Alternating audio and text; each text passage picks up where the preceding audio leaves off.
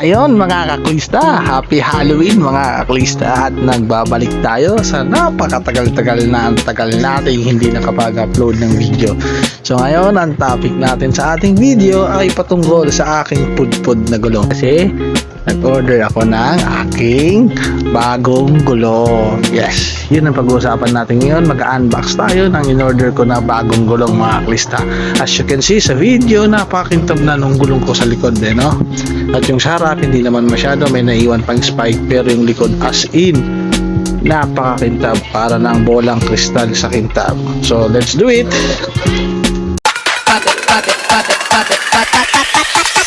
Holy moly, moly, moly.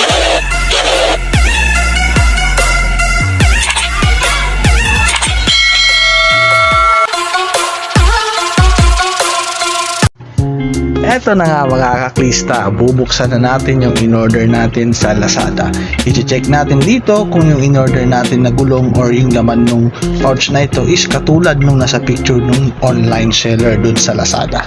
So let's check it, no? Eto na po, dahan-dahan kong binubuksan yung habang binubuksan po natin yung pouch, no? Konting kwentuhan tayo mga kaklista kung bakit ako umorder ng gulong.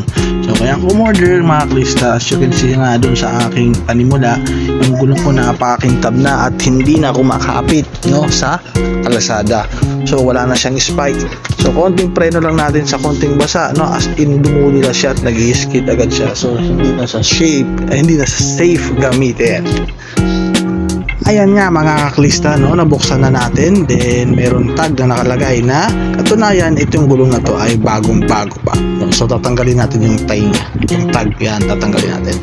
So nakarolyo siya. O nga pala mga kaklista, hindi ito folding tire, no, wire tire ito sa tingin ko. Kasi ang folding tire, makikita naman natin nakapulupot yan, nakafold yan pag deliver sa atin, katulad nung itong gulong na papalitan natin, no. So ito ay wired tire. So ine-expect natin may kabigatan dito ng konti.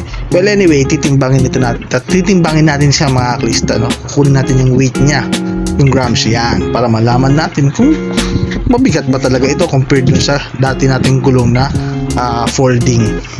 So let's see kung ilan siya, kung ilang gram siya. Itong timbangan ko pala, sa Shopee ko lang din ito na order. Mura lang siya mga kaklista, di battery siya.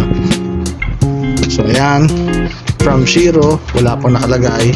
Then yung nilagay ko na ay 0.81 kilogram mga kaklista.